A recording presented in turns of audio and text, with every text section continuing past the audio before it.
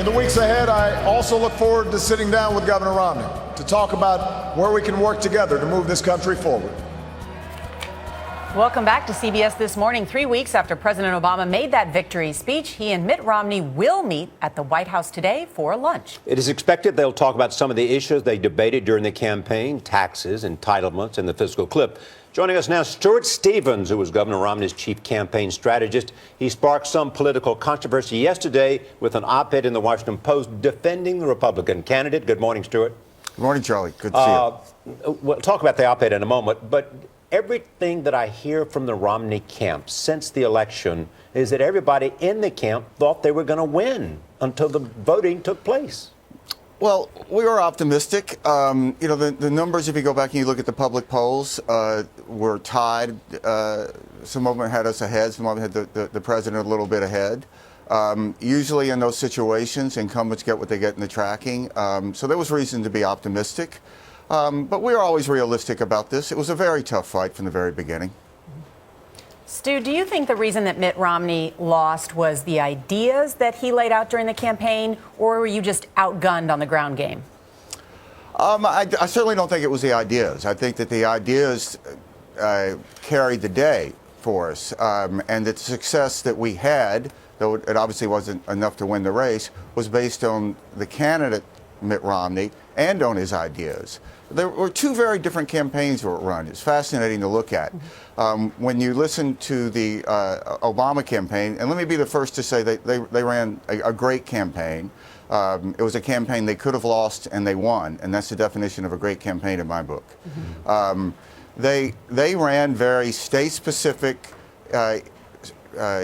issues, less of a national campaign.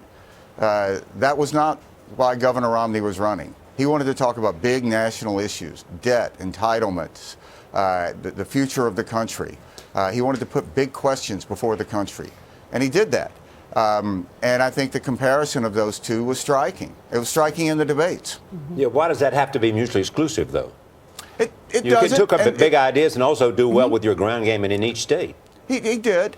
And listen, I don't have a dog in this fight, but I'm a bit baffled as to why people look at the Obama campaign and say that they won because of their ground game.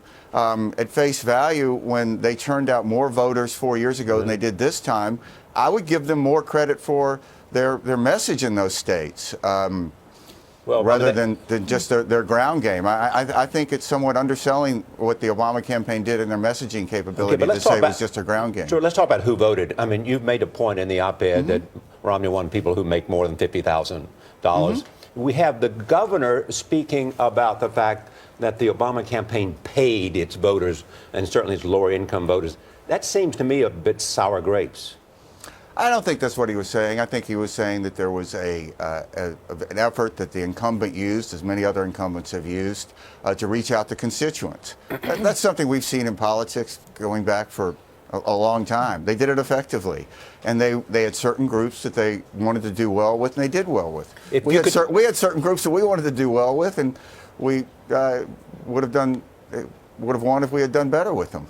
So was this a vote between the rich in America and the haves and the have-nots, in your judgment? Oh, not at all. Good night. I mean, I don't think Anna Wintour was having fundraisers at her apartment and raising millions and millions of dollars for Barack Obama. This is the editor of Vogue. But Stu, the editor of Vogue, or those, and I don't think George Clooney was supporting the president. You made the point in your Washington Post article that Mitt Romney won every group of voters making over $50,000 a year, and that he did better than John McCain among white voters. But didn't you underestimate the size of the minority vote?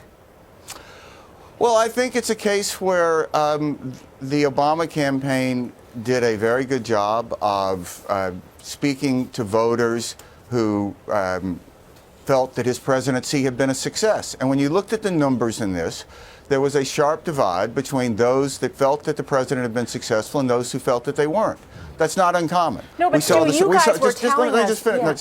We saw the same thing in 2004 with the Bush campaign, where there was a sharp divide between those that thought that he had done a lousy job and those that thought that he had done a very good job.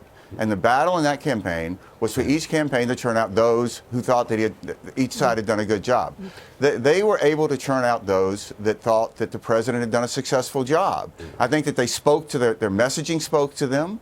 And I think that the images of the president in the storm were very helpful to them. It reminded them of what they liked about the president. Yeah. They were successful at Stuart, it. let me get in one point here. So you have this election to do over, even though George Bush said, I don't do do-overs. You have the election to do it, but what is the big mistake that you, as the advisor to the candidate, and the candidate made in this election? What might have made Romney president? It's a great question. It's a tough question. We've talked about it a lot. I think we should have done a better job reaching out to women voters. The governor has a great record on women's issues. We should have done a better job articulating that record. And we should have done a better job reaching out to Hispanic voters. We should have done it earlier and in a more effective way. And I think looking forward, those are questions for the party. I think we have a very good message there. We just have to do a better job with it. Stuart Stevens, thank you so much. Thank you, Joe.